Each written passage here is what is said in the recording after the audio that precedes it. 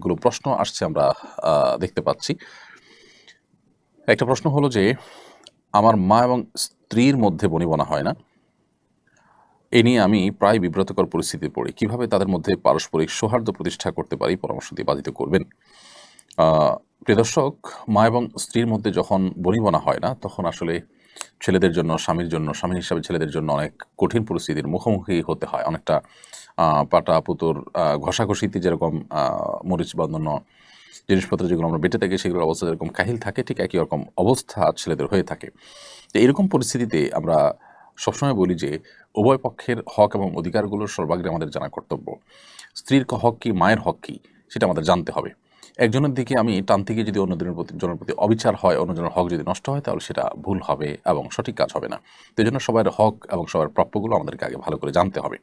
দ্বিতীয়ত যে কাজটি করতে হবে তা হলো, মা এবং স্ত্রী উভয়ের কাছেই যথাসম্ভব চেষ্টা করতে হবে তাদের পারস্পরিক বনিবনা না হওয়ার বিষয়গুলোকে সমন্বয় করার চেষ্টা করতে হবে এবং মায়ের কাছে স্ত্রীর কাছে মায়ের হয়ে লড়াই করার প্রবণতা এটা দেখানো যাবে না। বিশেষ করে অনেকে আছেন যে স্ত্রীর কাছে গিয়ে যখন তিনি স্ত্রী মায়ের ব্যাপারে কিছু বলেন, তখন মায়ের হয়ে স্ত্রীর সাথে লড়াই করেন। আবার মায়ের কাছে যখন যান, তখন স্ত্রীর হয়ে মায়ের কাছে লড়াই করেন। উভয়ের কাছে তখন তিনি খারাপ হন। বরং যথাসম্ভব তাদের কথাগুলো শুনতে হবে, মনোযোগ দিয়ে আমলে নিতে হবে এবং যদি তারা কোনো ভুল ধারণার মধ্যে থাকে একজন অপরজনের প্রতি, তাহলে সেটাকে খুব বিনয়ের সাথে সম্ভব হলে বোঝানোর চেষ্টা করতে হবে। আর যদি মনে হয় যে বোঝালে হিতে বিপরীত হবে, তাহলে চুপচাপ থেকে প্রয়োজনে কোনো রকম সায় দিয়ে অন্য কাউকে দিয়ে বোঝানোর চেষ্টা করতে হবে।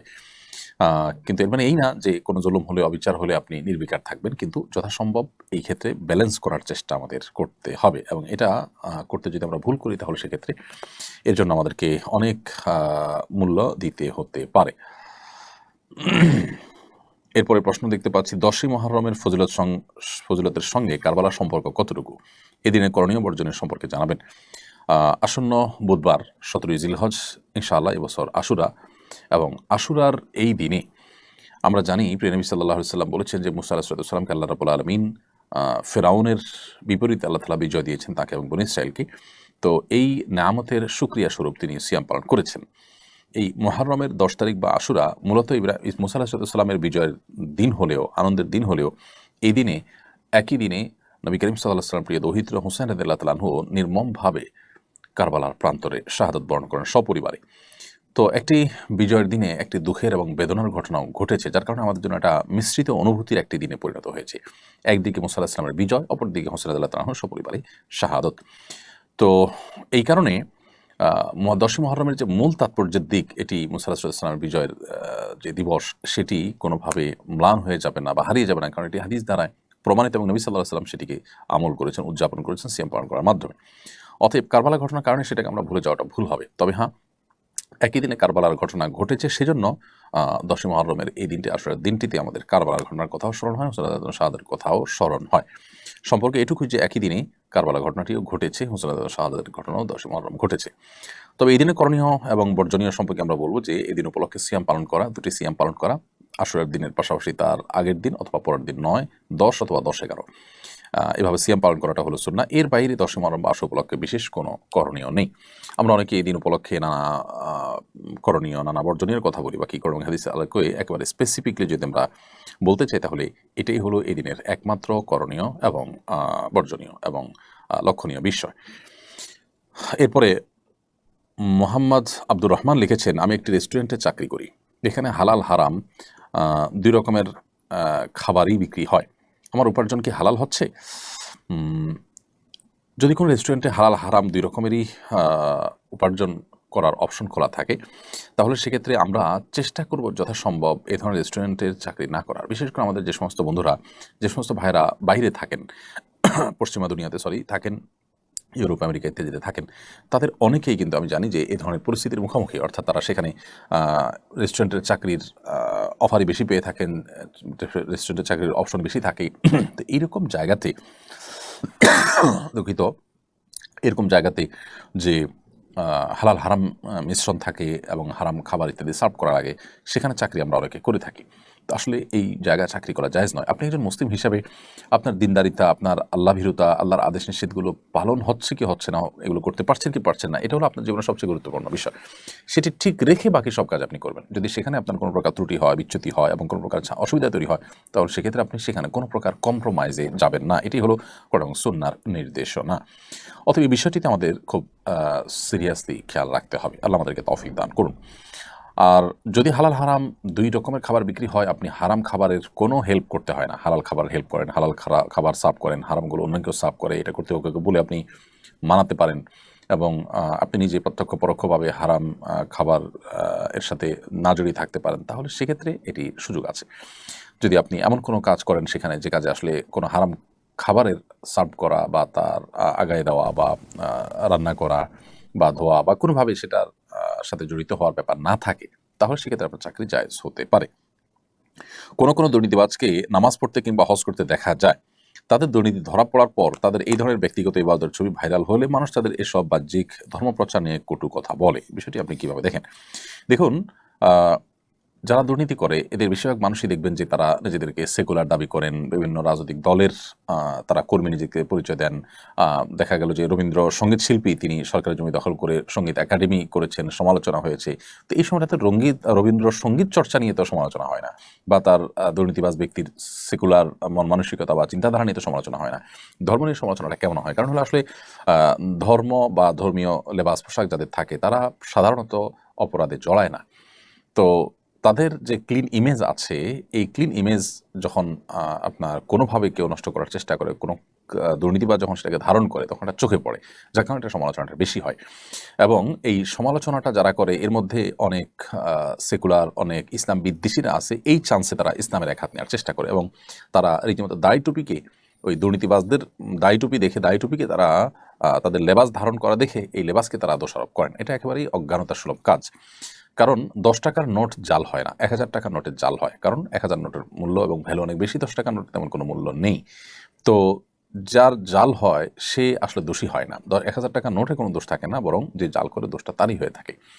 বরং তার জাল করা দেখে 1000 টাকা নোটের মূল্য এবং মর্যাদা বোঝা যায়। ঠিক একইভাবে যে দুর্নীতিবাজ, সে যদি ধর্মীয় লেবাস ধারণ করে, তাহলে সে এই ধর্মীয় লেবাস ধারণ করে সে মূলত ধর্মীয় লেবাস, এটা যে অনেক মর্যাদার, এটা যে অনেক সম্মানের, এটা যে সততার প্রতীক, এটা সে বরং প্রমাণ করেছে এবং এখানে দোষটা তার। লেবাসের এখানে কোনো দোষের বিষয় না, বরং এখান থেকে লেবাসের মর্যাদা আরও মাহাত্ম্য আরও বেশি ফুটে ওঠে। আমার মা এবং আমার স্ত্রীর মধ্যে, সরি, আপনার প্রশ্ন উত্তর দিয়েছি। এরপরের প্রশ্ন হলো, দেশে কোটা বিরোধী আন্দোলন চলছে, রাস্তা ব্লক করে আন্দোলন হচ্ছে, আবার পুলিশে হামলা করতেছে ছাত্রদের উপরে, সম্পর্কে ইসলাম কি বলে? আমরা কোটা বিষয়ের আগে গত লাইভের সম্ভবত একটা প্রশ্নের উত্তর দিয়েছি। আমরা বলেছি যে কোটার ব্যাপারে যদি একেবারে যৌক্তিক পর্যায়ে, যৌক্তিক পরিসরে কোটা থাকে, কোনো পঙ্গু, কোনো আপনার অসহায় পিছিয়ে থাকা মানুষকে আগায় আনার জন্য অথবা বিশেষ কোনো অবদানের জন্য কোনো ব্যক্তির পুরস্কার স্বরূপ, তাহলে সেটা ইসলাম অ্যালাউ করে ওই পরিসরে। কিন্তু এর বাইরে আপনার কোটা যদি অযৌক্তিক হারে থাকে এবং সুবিধাবঞ্চিত মানুষদেরকে আগায় দেওয়ার এবং যারা কোনো ক্ষেত্রে অবদান রেখেছে তাদেরকে কোনো সুবিধা দিতে গিয়ে জেনারেল পিপলকে যদি সুবিধা তাদের তুলনায় অনেক কম দেওয়া হয়, সামান্য কিছু মানুষের স্বার্থ রক্ষা করতে গিয়ে যদি মেজরিটি মানুষের স্বার্থ ক্ষুণ্ণ হয়, তাহলে সেটা অবশ্যই শরীয়ত দৃষ্টিকোণ থেকে বা কোনো বিবেচনাতে সেটা জায়েজ হওয়ার কথা নয়। সো এই বিষয়টা নির্ভর করে যে আসলে রেশিওটা কি থাকছে, যৌক্তিক থাকছে নাকি অযৌক্তিক থাকতে, বাকি মূল বিষয়টা নিষিদ্ধ নয়, এটি মৌলিকভাবে কোনো অপরাধ নয়। মেয়েদের কোটা বিষয়ে আমরা বলেছি বিভিন্ন সময় যে মেয়েদের আল্লাহ রাব্বুল আলামিন সৃষ্টি করেছেন, তারা একটা সংসারের আভ্যন্তরীণ দিকগুলো দেখবেন। আল্লাহ তাদের শারীরিক কাঠামোটা তৈরি করেছেন সেভাবে। আপনি দেখুন, নারীর শারীরিক কাঠামোটাই এরকম যে তিনি বাসা বাড়িতে তার অবস্থান করা, তার বাসা বাড়িতে কাজ করা তার জন্য অধিকতর উপযোগী, গর্ভধারণ করার ক্ষমতা, তার বক্ষে সন্তানের খাবার, এসব বিষয়গুলো প্রমাণ করে যে আসলে তিনি পুরুষের মতো বাহিরে কাজ করে বেড়াবেন না সাধারণ অবস্থাতে, কিন্তু মেয়েদের অঙ্গনে মেয়েদের সার্ভিস দেওয়ার মতো কাজগুলো, যে বিষয়গুলো আছে সেই বিষয়গুলোতে তিনি অবশ্যই কাজ করবেন এবং এই জায়গাটাতে তিনি যখন কাজ করবেন তখন তার পর্দা প্রসিদ্ধ বিষয়গুলো যথাসম্ভব লক্ষ্য করা হবে। অতএব মেয়েরা বাইরে কাজ করা তাদের জন্য ইসলাম জায়েজ রেখেছে, কিন্তু তাদেরকে কোটা দিয়ে, বিভিন্ন কোটার মাধ্যমে তাদেরকে বাহিরে বের করে আনা এবং পুরুষদের তুলনায় তাদেরকে অগ্রাধিকার দেওয়া, এগুলোর কারণে সমাজে অস্থিরতা তৈরি হয়। পশ্চিমারা আমাদেরকে, যারা যখন ক্ষমতা আসেন, আমাদের সরকাররা তাদেরকে তারা এ সমস্ত আপনার কাজের বিনিময়ে লোন টোন দিয়ে একরকম লোন টোন ইত্যাদির মধ্যে শর্ত দিয়ে তারা নারীর ক্ষমতায়নের নাম দিয়ে মেয়েদের অযৌক্তিক হারে কোটা দিয়ে পুরুষদের কাজের পথগুলোকে তারা বন্ধ করে দিচ্ছেন। আমাদের মা বোনরা আমাদেরই আপনার পরিবারের অংশ, তারা আমাদের আপন, আমরা তাদের মধ্যে কোনো ডিভাইডেশন করতে চাই না, কিন্তু কুচক্রী মহল তারা মূলত এই কাজের মাধ্যমে আমাদের সমাজে যে সংকটটা তৈরি করছে সেটা হয়তো অনেকে আমরা ধরতে পারছি না। শত শত হাজারো যুবক বেকার থাকছে, আবার বহু মহিলারা কাজ করছেন, যেখানে মহিলাদের কাজ না করলেও চলে অথবা পুরুষরা তার চাইতে ভালো কাজ করতে পারবে না, সেখানে দেখা যাচ্ছে মেয়েদেরকে সেখানে কাজ করতে দেওয়া হচ্ছে। তো এই বিষয়গুলোর কারণে পুরুষদের মধ্যে বেকারত্ব তৈরি হচ্ছে, যার ফলে সন্ত্রাস, চাঁদাবাজি, মাদক এগুলোর পরিমাণ বেড়ে যাচ্ছে। যার কারণে এগুলোকে নিয়ন্ত্রণ করতে হলে এই অযৌক্তিক হারে যে কোটার আপনার বন্টন রয়েছে বা কোটা রয়েছে সেটিকে অবশ্যই সংশোধন বা সংস্কার করা প্রয়োজন আছে। বিশেষ করে আমি স্পেসিফিকলি এই জায়গাটা বললাম, নার্সিং পেশা সারা পৃথিবীতে মেয়েদের অগ্রাধিকার দেওয়া হয়।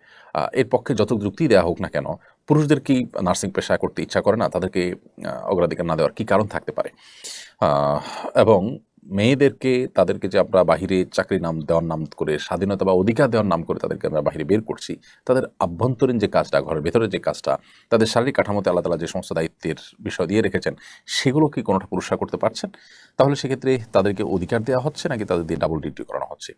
বিষয়টা অনেক আলোচনা সাপেক্ষ, যাই হোক সেটা ভিন্ন বিষয়। আমরা কোটার সম্পর্কে এতটুকু বললাম যে এটি মৌলিকভাবে ইসলামের সাথে নাজায়েজ না হলেও এটির যৌক্তিক পরিসর থাকা গুরুত্বপূর্ণ। অযৌক্তিক পরিসর থাকলে সেটি অবশ্যই গুনাহের বিষয় হবে বা অন্যায় হবে।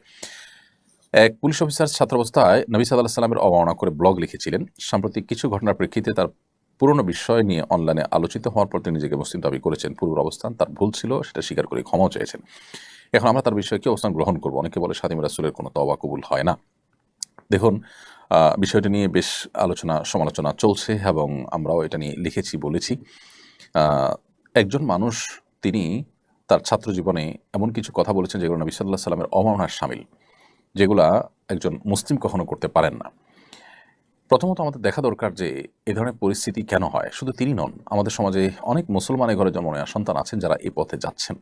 এর অন্যতম প্রধান কারণ হলো আমাদের শিক্ষা কারিকুলামে, আমাদের সিলেবাসে, পাঠ্যপুস্তকে এমনভাবে ইসলাম বিদ্বেষ বা ইসলামের প্রতি সন্দেহ, সংশয় নানাভাবে ঢুকিয়ে দেওয়া হয়েছে। বিশেষ করে বিদেশি এনজিওগুলো সরকারের এই বিষয়ে দায়িত্বশীল লোকদেরকে ভুলভাল বুঝিয়ে তাদের এজেন্ডাগুলো নানা সময় তারা পুশ করেছে। এগুলোর ফলশ্রুতিতে আমাদের জেনারেল শিক্ষার্থীদের একটা বড় অংশ কিন্তু তারা বিপদগামিতার পথে চলে গেছে। তো এই বাস্তবতার কারণে শুধু এই পুলিশ অফিসারই নয়, আরও অনেকেই এ ধরনের পথে পা বাড়িয়েছেন। তো তাদেরকে প্রপার ইসলামী শিক্ষা দেওয়া যায়নি, অথবা তাদেরকে শিক্ষা কারিকুলামে যে ইসলামোফোবিয়া বা ইসলাম বিদ্বেষ নানাভাবে যে ঢুকিয়ে দেওয়া হয়েছে, এটা থেকে তাদেরকে রক্ষা করা যায়নি, যার কারণে তারা হয়তো এই পথে চলে গেছেন। এরপর যদি কারোর বোধোদয় হয় এবং তিনি যদি তার ভুল বুঝতে পারেন এবং ভুল স্বীকার করেন এবং ক্ষমা চান, তওবা করেন, তাহলে সেক্ষেত্রে আমরা তার সেই ভুল স্বীকার করাটাকে অবশ্যই অ্যাপ্রিসিয়েট করব এবং অ্যাপ্রিসিয়েট করা উচিত। বিশেষ করে তিনি যখন প্রকাশ্যে এরকম ক্ষমা চাইবেন এবং নিজের পূর্বের অবস্থান ভুল ছিল এটা তিনি স্বীকার করবেন, তাহলে সেক্ষেত্রে আর তাকে নিয়ে আমাদের বাড়াবাড়ি করা এটা উচিত হবে না। বিশেষ করে একজন মানুষ যখন সুন্দর এবং সত্যের পথে তিনি আসতে চাইবেন, তখন তাকে যতটুকু সম্ভব আমাদের চেষ্টা করা উচিত সাধুবাদ জানানো, আসার পথটা সুগম রাখা। আর খাতিমে রাসূলের ব্যাপারে অনেক ওলামা ইকরামই বলেছেন যে তওবা তিনি যদি করেন, আল্লাহ সুবহানাহু ওয়া তাআলার কাছে তওবা কবুল হবে, এটা নিয়ে কোনো দ্বিমত কারণে সারা বিশ্বের সব ওলামা ইকরামের এজমা রয়েছে যে আল্লাহ সুবহানাহু ওয়া তাআলার কাছে কবুল হবে। আর এর বাইরে এই তওবাটা মানুষের কাছে কবুল হবে কিনা, আমাদের দুনিয়ার বিচারে কবুল হবে কিনা, খাতিম রাসূলের যে শাস্তি সেটা থেকে তিনি শরিয়ার যে শাস্তি রয়েছে শরিয়ার বিচার ব্যবস্থাতে, সেটা তার উপরে শরিয়ার বিধান অনুযায়ী কার্যকর হবে কিনা, এই বিষয়ে ওলামাদের মধ্যে ইখতিলাফ রয়েছে। ইমাম আবু রহমতুল্লাহের মত এবং ইমাম আবু রহমতুল্লাহের মাযহাবের আপনার মুফতাবিহি মত, যেটি ইমাম আবু রহমতুল্লাহের দুই ছাত্র আবু ইউসুফ মুহাম্মদ রহমতুল্লাহের মত, এবং শাফি রহমতুল্লাহের প্রসিদ্ধ মত, এবং আহমদ মালিক রহমতুল্লাহের একটা মত হলো যে তার তওবা কবুল হবে। যদি এর বিপরীতেও অনেক ইমামদের মত রয়েছে। তো যেহেতু হানাফি মাযহাব এবং শাফিঈ মাযহাবের প্রসিদ্ধ মাযহাব অনুযায়ী মত অনুযায়ী আপনার তার তওবা কবুল হবে। সো এরকম ব্যক্তি যদি তওবা করেন, তার তওবা আল্লাহ সুবহানাহু ওয়া তাআলার কাছে কবুল হবেই, যদি তিনি খালেস অন্তরে তওবা করে থাকেন, আর মানুষের কাছে সে তওবা কবুল হবে এবং আমরা তার তওবাকে আপনার অ্যাপ্রিসিয়েট করব। বিশেষ করে তাকে ভালো পথে আসার পথটাকে সুগম করে দেব ইনশাআল্লাহ বিদিল্লাহ। বাকি অন্তরে যদি কারোর ভিন্ন কিছু থাকে, তিনি আল্লাহর কাছে জবাবদিহি করবেন। প্রকাশ্যে ভুল স্বীকার করে ক্ষমা চাওয়ার পর একজন মানুষ নিজের ইসলাম চর্চার ব্যাপারে তিনি অগ্রসর হওয়ার পর ছাত্র জীবনে অনেক আগে তিনি যে ভুল করেছেন সেই বিষয়ে আল্লাহ তাআলা তাকে ক্ষমা করুন, আমরা সেই দোয়া তার জন্য করব এবং তাকে হেদায়েতের দোয়া তার জন্য আমরা করবো ইনশাআল্লাহ তাআলা। তরুণদের মধ্যে ফুটবল ক্রিকেট নিয়ে উন্মাদনা লক্ষ্য করা যায়, বিশেষত ফুটবলারদের লাইফস্টাইল অনেকে ফলো করে। শরীরে তাদের মতো ট্যাটু আঁকা এবং হেয়ার কাট গ্রহণের প্রবণতা দেখা যায়, তাদের উপর ইসলাম কি বলে? দেখুন, একজন মুসলমানের আইডল হবেন প্রিয় নবী সাল্লাল্লাহু আলাইহি ওয়াসাল্লাম। প্রিয় নবী সাল্লাল্লাহু আলাইহি ওয়াসাল্লাম এবং সাহাবায়ে কেরাম খোলাফায়ে রাশিদিন তারা হবেন মুসলমানের আইডল, মুসলমানের আদর্শ। এর বাইরে মুসলমানদের কোনো আইডল বা কোনো আদর্শ আসলে অমুসলিমদের মধ্যে থাকতে পারে না। আদর্শিক দেউলিয়াপনার কারণে আমাদের মুসলমানদের মধ্যে একটা শ্রেণী মানুষদেরকে দেখা যায় যে তারা বিভিন্ন ক্রিকেটার, বিভিন্ন ফুটবলার, বিভিন্ন তথাকথিত তারকাদের তারা ভক্ত অনুরক্ত হয় এবং তাদের বিভিন্ন বিষয়ে তারা অনুকরণ করে। একজন মুসলমান হিসেবে এটি আমাদের জন্য কোনো অবস্থাতে জায়েজ নয়। একজন তরুণ হিসাবে আমি আমার প্রিয় নবী সাল্লাল্লাহু আলাইহি সাল্লামকে, সাহাবীদেরকে, খোলাফায়ে রাশিদিনদেরকে আমি জানার চেষ্টা করি এবং জানতে পারি, তাহলে সেক্ষেত্রে এই খেলোয়াড়রা কখনো আমাদের আইডল হতে পারে না। তো এই উন্মাদনার কারণে তাদের লাইফস্টাইল ফলো করা এটি আমাদের ইমানের দুর্বলতার কারণে হয়ে থাকে।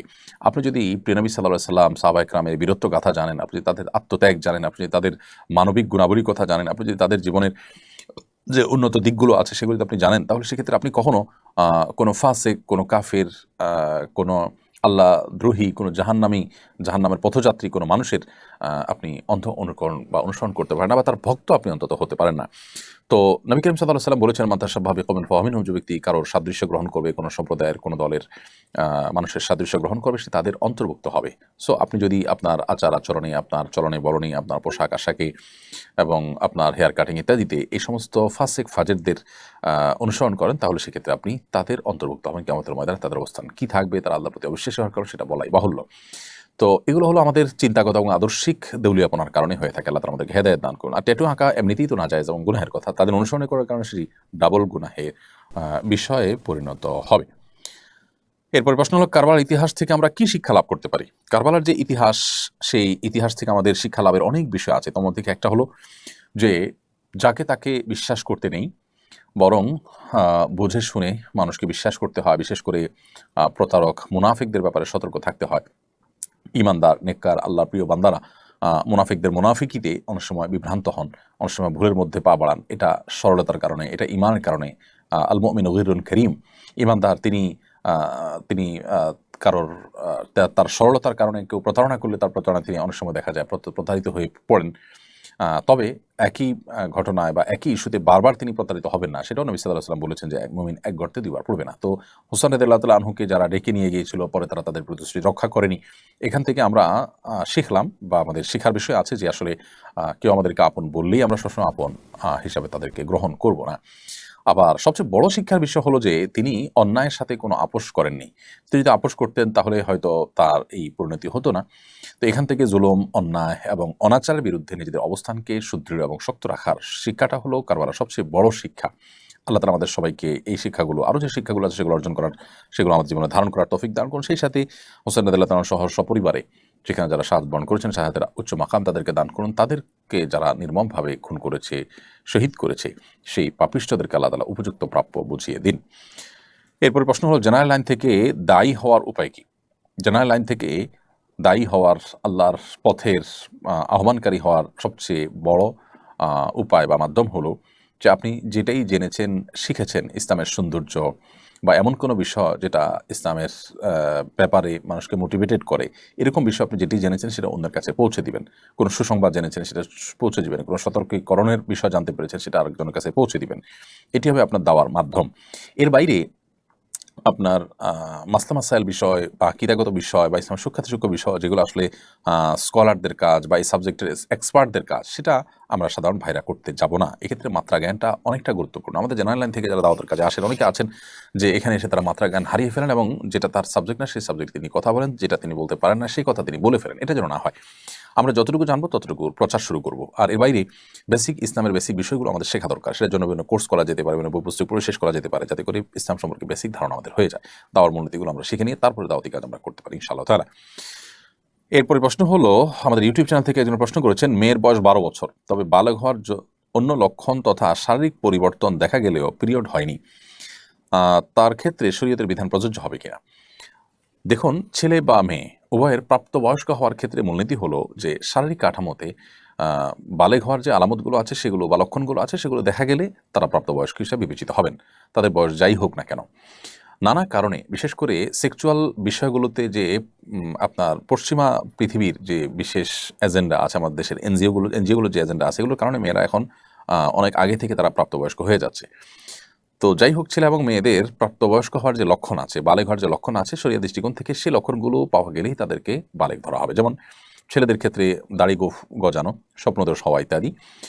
মেয়েদের ক্ষেত্রে আপনার পিরিয়ড বা মাসিক শুরু হওয়া, অথবা আপনার স্বপ্নদোষ হওয়া, কিংবা শরীরের কাঠামোতে প্রাপ্তবয়স্ক নারীর মতো পরিবর্তন আসা, এর কোনোটি আসলেই কিন্তু তিনি প্রাপ্তবয়স্ক হিসেবে বিবেচিত হবেন। এর বাইরে যদি এই আলামতগুলো, চিহ্নগুলো, লক্ষণগুলো দেখা না যায়, অথচ তার বয়স 15 হয়ে যায়, তাহলে সেক্ষেত্রে তিনি অবশ্যই বালেগ হয়ে যাবেন। তো লক্ষণ পাওয়া গেলেই তিনি প্রাপ্তবয়স্ক হবেন। বয়স 12 কি 11 সেটা বিবেচ্য নয়। লক্ষণ যদি পাওয়া না যায়, তাহলে সর্বশেষ সীমানা হলো 15 বছর।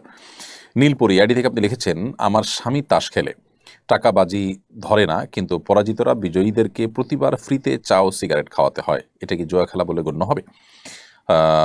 টাকা না নিলেও এই যে যারা পরাজিত হচ্ছে তারা বিজয়ীদেরকে আপনার চা খাওয়াচ্ছে, সিগারেট খাওয়াচ্ছে, এটা তো একটা বিনিময়, যার কারণে এটাও হারাম হবে এবং জুয়ার অন্তর্ভুক্ত হবে। টাকাটা নেওয়া যাবে না, অন্য কিছু নেওয়া যাবে, ব্যাপারটা সেরকম না। আর দ্বিতীয়ত হলো, এখানে সিগারেট খাওয়ানো হচ্ছে, সেটা তো আরেকটা গুণা, ডাবল গুণা হচ্ছে সেখানে।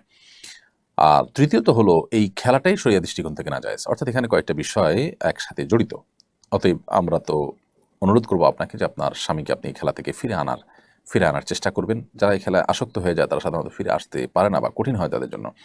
বিকল্প কোনো বিনোদনের বা ভালো সময় কাটাবার কোনো উপায় তার জন্য আপনি আবিষ্কার করতে পারেন, খুঁজে দেখতে পারেন, এবং আল্লাহ তাআলার কাছে দোয়া করার পাশাপাশি তাকে আপনার সর্বশক্তি দিয়ে, আপনার সকল আবেগ, ভালোবাসা সব কিছু দিয়ে তাকে এই পথ থেকে ফেরাবার চেষ্টা করবেন।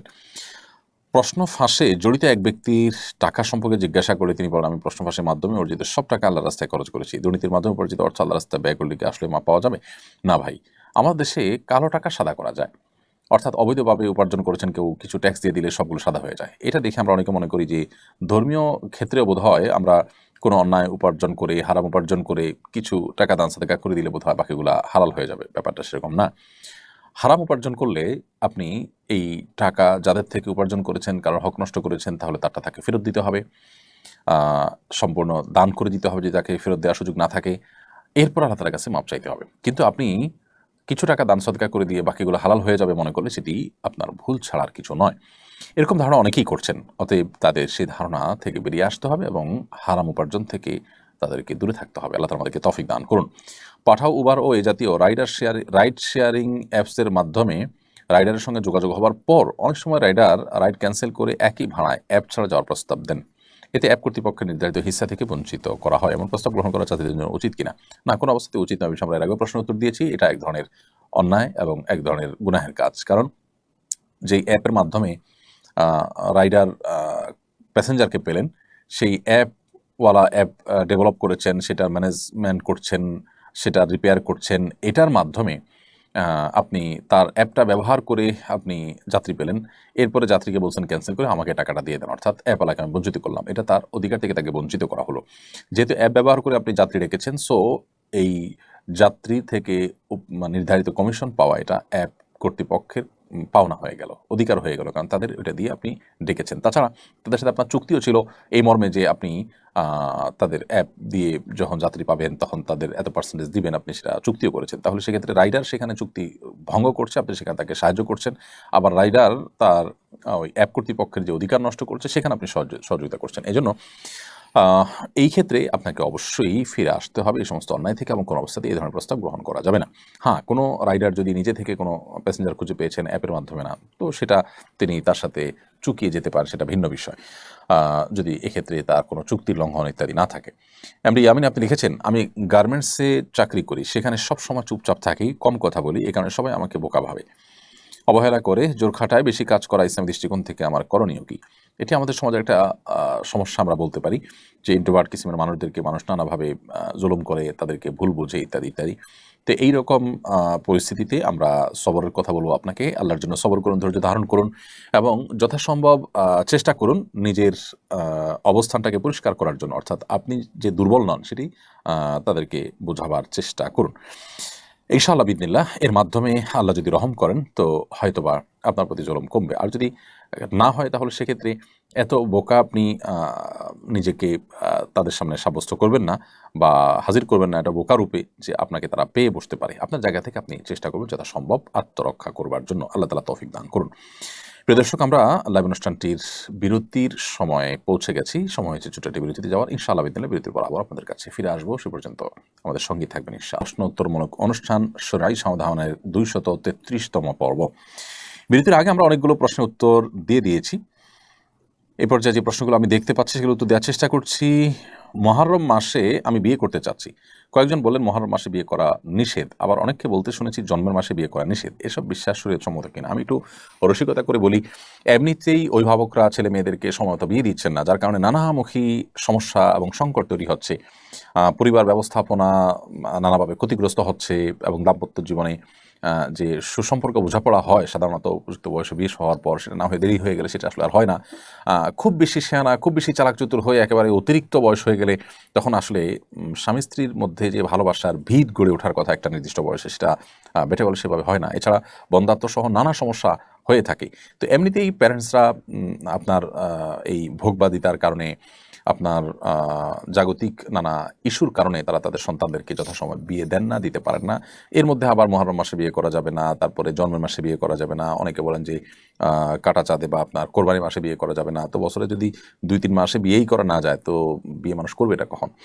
আসলে এরকম কোনো কথা কোরআন হাদিসে বলা হয়নি। বিয়ের ক্ষেত্রে এমন কোনো সময় নেই যে এই টাইমে বিয়ে করা যাবে না। শুধু ইহরামরত অবস্থাতেই, হজ বা আপনি ওমরার জন্য যখন ইহরামরত আছেন ওই সময়টাতে মুহরিমের জন্য বিয়ে করা নিষেধ, এবং সে বিষয়ে আমাদের ইখতিলাফ রয়েছে। কিন্তু আপনার এর বাইরে রাতে দিনে আপনার যে কোনো মাসে আপনি বিয়ে করতে পারবেন। বিধায় মুহররম মাসে বিয়ে করা যাবে না এমন কোনো কথা নেই। আবার জন্মের মাসে বিয়ে করবেন না সেরকম কোনো কথাও নেই। এটা সম্পূর্ণ কুসংস্কারের জন্য বিশ্বাস। এরপর আমাদের ইউটিউব চ্যানেল থেকে একজন প্রশ্ন করেছেন, এক ছেলের সন্তান সহ আমার দ্বিতীয় বিয়ে হয়েছে। আমাদের দাম্পত্য জীবন ভালো চলছে আলহামদুলিল্লাহ। আমার প্রশ্ন হলো, আমার ছেলে যখন বড় হবে এবং বিয়ে করবে তখন আমার স্বামী কি এই ছেলের বউকে দেখতে পারবে? আপনার একজন ছেলে সহ যেহেতু দ্বিতীয় বিয়ে হয়েছে এবং আপনার ছেলে যদি বড় হয় এবং সে যদি বিয়ে করে, তখন তার স্ত্রীকে আপনার স্বামী দেখার বিষয়টি নির্ভর করবে যে আসলে এই সন্তানটি তার সন্তান হিসেবে বিবেচ্য কি না। তো এর উত্তর হলো যে যদি স্ত্রীর অন্য ঘরের সন্তান সেটা মেয়েও যদি হয়, তাহলে সেক্ষেত্রে সেই মেয়ে আপনার স্বামীর জন্য দেখা জায়েজ। ঠিক একইভাবে এই ছেলেও আপনার স্বামী তার স্ত্রী ওই আলোকে বা ওইটার উপর ভিত্তি করে আপনার স্ত্রীকে দেখা আপনার স্বামীর জন্য জায়েজ হবে। আল্লাহু আলাম। আলিনুর তুহিন আপনি লিখেছেন, আমি তওবা করার পর আবার পাপ করে ফেলি। পাপ থেকে বাঁচার জন্য কয়েকটি কার্যকরী আমলের কথা বলুন। তওবা করার পর আবার পাপ হয়ে যাওয়া এটা মানবীয় দুর্বলতা ছাড়া কিছুই নয়। তো এরকম পরিস্থিতিতে আল্লাহ রাব্বুল আলামিনের কাছে আমাদের দোয়া যেমন অব্যাহত থাকবে, ক্ষমা প্রার্থনা বন্ধ হবে না, বরং আরও শক্ত, আরও গাঢ়ভাবে আমরা তওবা করব। একবার তওবা ভঙ্গ হয়ে গেলে পরবর্তী তওবাটা হবে আরও শক্তিশালী তওবা। পরবর্তী তওবাতে আমরা চেষ্টা করব আগের চাইতে আরও স্ট্রংলি তওবা করার। কারণ আমার আগে তওবা ভেঙেছে মানে হলো তওবাটা খুব বেশি স্ট্রং ছিল না।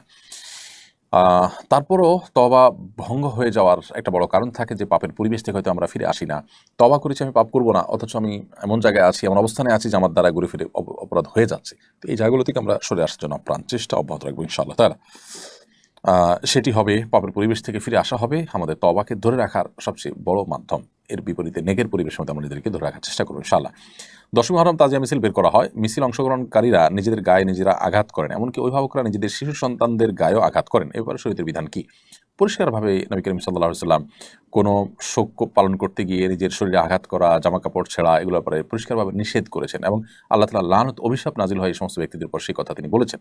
সো তাজিয়া মিছিল বা আপনার শোক মিছিলের নামে নিজের শরীরের বা সন্তানদের শরীরে আঘাত করা সম্পূর্ণ নাজায়েজ এবং গুনাহের কথা। দিন মনে করে, ইসলাম মনে করে এই ধরনের ভুলভাল কাজ অনেকেই করছেন। শিয়াদের মধ্যে এগুলোর প্রবণতা অনেক বেশি। আমরা এই সমস্ত কাজকে কখনো জায়েজ মনে করতে পারি না, কারণ নবী করিম সাল্লাল্লাহু আলাইহি ওয়াসাল্লামের স্পষ্ট নিষেধাজ্ঞা রয়েছে। বিধায় এই ধরনের কাজ আমরা করব না।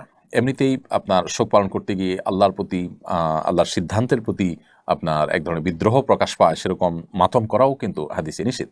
সো শরীরের মধ্যে আঘাত করার তো কোনো সুযোগই নাই। নবী করিম সাল্লাল্লাহু আলাইহি ওয়াসাল্লাম স্পষ্টভাবে বলেছেন যে ব্যক্তি তার গালে আঘাত করে, তার জামা কাপড় ছিঁড়ে, এই সমস্ত ব্যক্তির প্রতি আল্লাহ তাআলা লানত বর্ষিত হয় এবং সে ব্যক্তিকে রাসূল বলছেন যে আমার উম্মত তারা না, লাইসা মিন্না মান দরাবাল খুদুদ ওয়া শাক্কাল জুয়ুব হাদিসে রয়েছে। এজন্য এই কাজগুলো কোনো মুসলমান করতে পারেন না।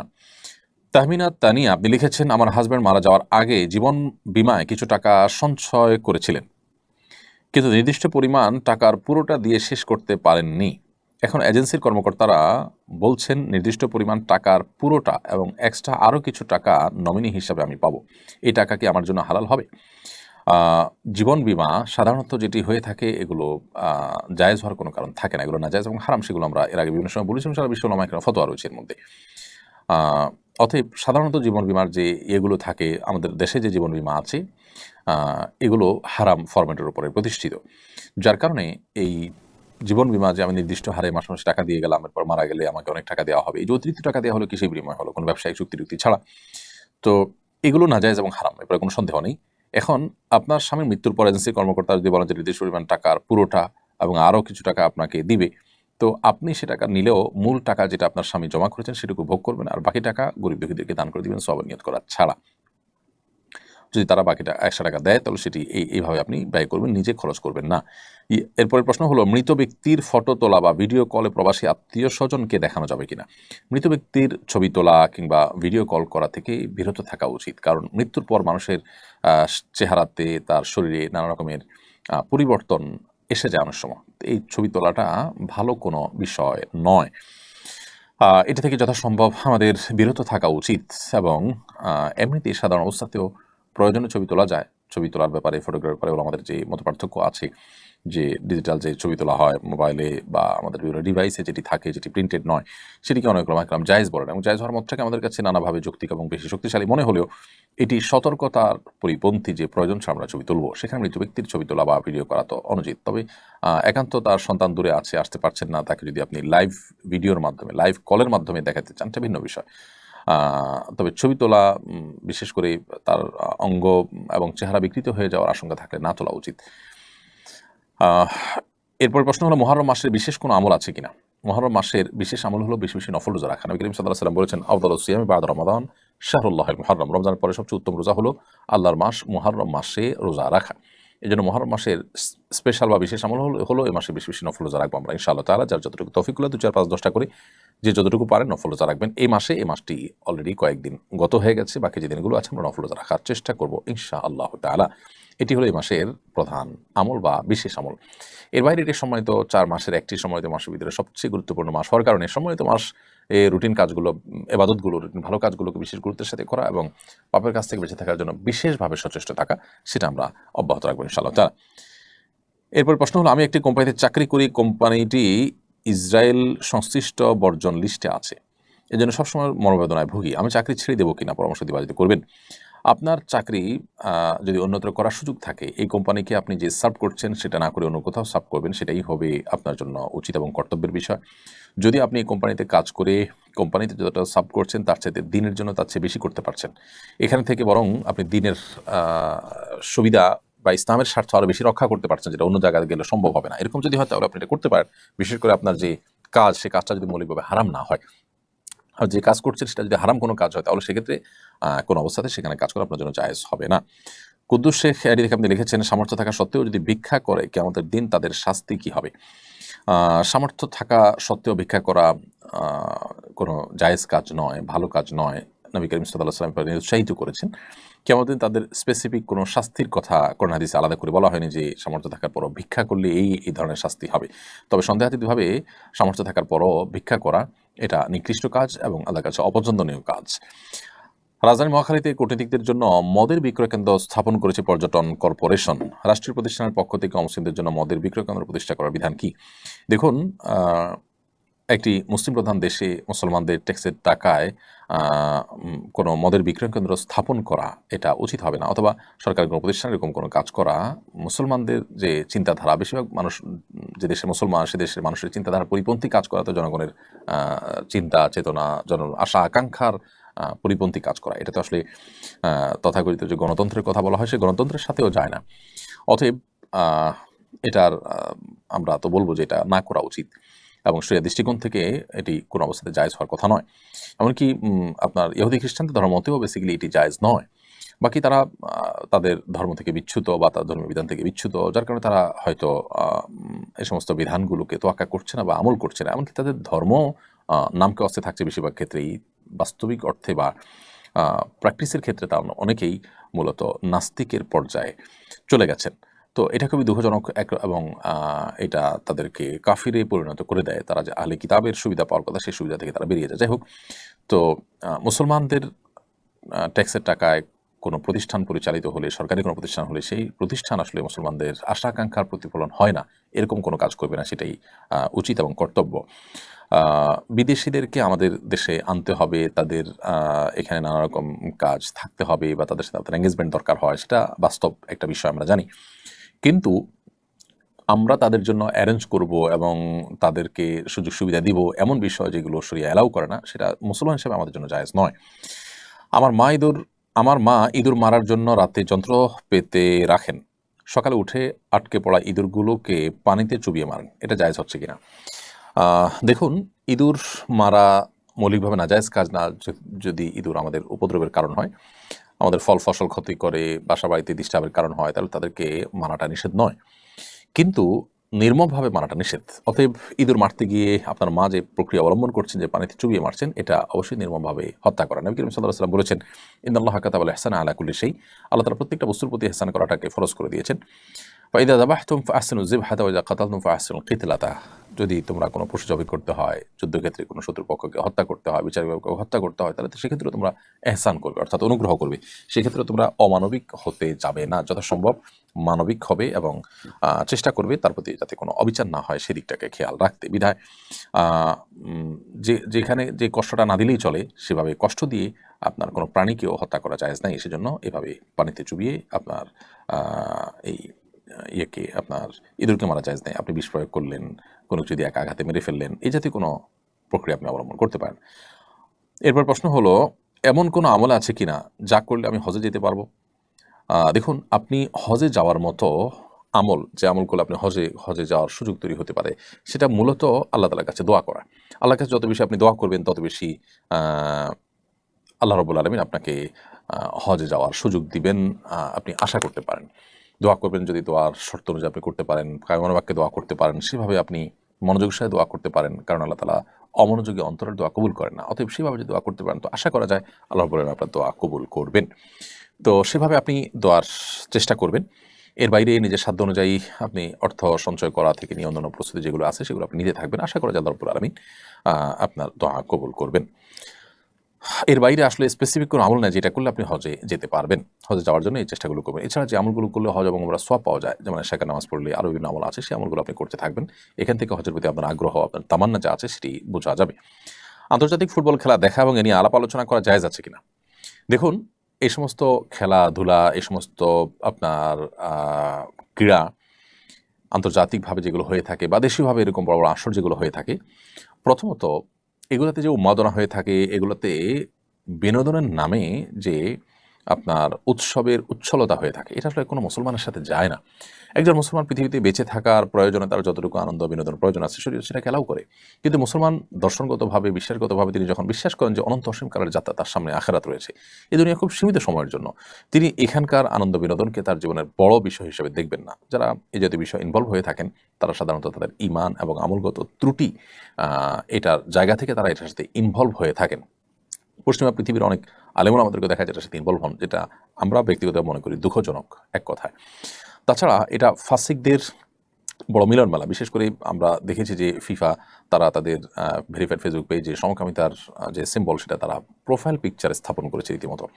অর্থাৎ এরা যত শয়তানি কর্মকাণ্ড পৃথিবীতে হয়ে থাকে, সেগুলোর তারা পৃষ্ঠপোষক বলতে পারি। তো তাদের এই সমস্ত আয়োজনগুলোতে গা ভাসানো বা সেগুলোতে নিজেকে আপনার ইনভলভ করা, মাখামাখি করা, এটা আমাদের ইমানি এবং আদর্শিক দেউলিয়া পনা ছাড়া আর কিছুই নয়। আপনি একজন মুসলিম হিসাবে আপনি যথেষ্ট রিচ এবং সমৃদ্ধ। আপনি অমুসলিম, ইসলাম বিদ্বেষী, শয়তানের অনুসারীদের কাছে কোনো কিছুর জন্য ধর্ণা দেওয়ার কোনো প্রয়োজন নেই। এটা আপনার বিশ্বাস এবং আদর্শের জায়গা থেকে আসলে যায় না। এটি হলো একটি বিষয়। এর বাইরে এটার সাথে যারা ইনভলভ থাকেন তারা সেটা নিয়ে আলাপ আলোচনা, পর্যালোচনা ইত্যাদি করেন। এটা অনর্থক কাজ এবং অপ্রয়োজনীয় কাজ। নবী করিম সাল্লাল্লাহু আলাইহি ওয়াসাল্লাম বলেছেন, মিন হুসনি ইসলামিল মারই তারকুহু মা লা ইয়ানিহি। মুসলমান ইসলামের সৌন্দর্য তখনই প্রকাশ পাবে যখন সে অহেতুক অনর্থক কাজ থেকে বেঁচে থাকবে। তো আপনি এই জাতীয় কাজ করছেন, সেখানে কে জিতলো না হারলো এটাতে আপনার কি আসবে যাবে? তো এই জাতীয় বিষয়গুলোকে শরীয়ত অ্যালাউ করে না। অবশ্যই সেটাকে আমরা নাজায়েজ কাজের অন্তর্ভুক্ত মনে করি। রবিন আপনি লিখেছেন, আমি আমার মা সহ তামাত্তু হজ করেছি। প্রথম ওমরা করার সময় মাকে হুইল চেয়ার ওমরা করানোর জন্য একজনের সঙ্গে চুক্তি করেছি। হজের পর আমরা মদিনায় চলে যাই। মক্কায় ফিরে এসে দ্বিতীয় ওমরা করার সময় আমি নিজে মাকে হুইল চেয়ারে তওয়াফ ও সাই করাই। তখন মা জানান, প্রথম ওমরার সময় চুক্তিবদ্ধ লোকটি মাকে কেবল তওয়াফ করিয়েছেন, সাই করাননি। তিনি বয়োবৃদ্ধ হয় আর তওয়াফ ও সাই বিষয়টি ঠিকমতো বুঝে উঠতে পারেন। এখন আমাদের করণীয় কি? দেখুন, হজ এবং ওমরার ক্ষেত্রে সাই করা, তওয়াফ করা যেরকম ফরজ, সাই করাটাও ফরজ। অতএব এই ফরজটি যদি ছুটে যায় এবং আপনি শহর ত্যাগ করে অন্যত্র চলে গেছেন, পরে আবার ফিরে আসছেন, তাহলে সেক্ষেত্রে আপনার ওই ওমরাটি আবার আদায় করতে হবে। কারণ হলো আপনার ওমরা হয়নি। এটা যদি ওয়াজিব হতো তাহলে সেক্ষেত্রে আপনি দম দিয়ে এক্ষেত্রে দায়িত্বমুক্ত হতে পারতেন। কিন্তু যেহেতু ফরজ, অতএব দমে চলবে না, বরং আপনার এই ওমরাটি আবার আদায় করতে হবে। সেলিম জামান আপনি লিখেছেন, অনাবৃষ্টির জন্য সারা দেশে দোয়া করা হয়েছে। দেশে অতিরিক্ত বৃষ্টি বা উজানে বৃষ্টি বন্ধ করার জন্য কোনো আমল আছে কিনা? অবশ্যই বৃষ্টি যদি অতিরিক্ত হয় এবং ক্ষতির কারণ হয়, নবী করিম সাল্লাল্লাহু আলাইহি ওয়াসাল্লামের শেখানো আমলও আছে। সে আমলটা হলো যে আমরা আল্লাহ তাআলার কাছে দোয়া করব বিশেষভাবে। সে দোয়াটা হলো আল্লাহুম্মা সাইয়্যিবান নাফিআ। আল্লাহ, আমরা আপনার কাছে উপকারী বৃষ্টি চাই। আল্লাহুম্মা হাওয়ালাইনা ওয়ালা আলাইনা। আল্লাহ, আমাদের যে ফসল, আমাদের যে ক্ষেত, আমাদের যে বাসাবাড়ি, আমাদের যে জনবসতি, সেগুলো যেন ক্ষতিগ্রস্ত না হয়। এজন্য আমাদের পাহাড়ে, পর্বতে, নদীতে, নালাতে যেখানে বৃষ্টি হলে আমাদের ক্ষয়ক্ষতি হবে না, আল্লাহ সেরকম বৃষ্টি আমরা চাই, উপকারী বৃষ্টি আমরা চাই। তো এই দোয়া, দুটি দোয়া, একটা হলো আল্লাহুম্মা সাইয়্যিবান নাফিআ, একটা হলো আল্লাহুম্মা হাওয়ালাইনা ওয়ালা আলাইনা। এই দোয়া নবী সাল্লাল্লাহু আলাইহি ওয়াসাল্লামের সুন্নাহ দ্বারা সাব্যস্ত। আমরা অতিরিক্ত বৃষ্টি থেকে আত্মরক্ষার জন্য আল্লাহ তাআলার কাছে এভাবে নিবেদন করব। সম্প্রতি বাংলাদেশে একজন তারকা দাবা খেলার অবস্থায় স্ট্রোক করে ইন্তেকাল করেছেন। ফেসবুকে তার এই মৃত্যু নিয়ে কটুবাক্য উচ্চারণ করছেন অনেকে। এসব ক্ষেত্রে আসলে আমাদের করণীয় কি? দেখুন, আহ, একজন মানুষ তিনি দাবার মতো খেলায় লিপ্ত, যেটি শরীয়তে নিষেধ, হাদিসে পরিষ্কারভাবে নিষিদ্ধ রয়েছে। ইমানদার হাতে এত অহেতুক সময় যে তিনি এভাবে ফালতু সময় নষ্ট করবেন।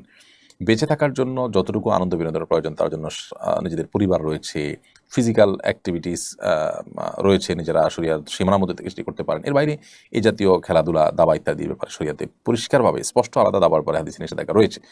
সো এ ধরনের খেলাধুলায় মত্ত থাকা, এটা তো গুনাহের কথা। তো গুনাহ করতে করতে যদি কারোর মৃত্যু হয়, সন্দেহাতীতভাবে সেই মৃত্যু কোনো মুসলমানের জন্য কাঙ্ক্ষিত মৃত্যু নয়।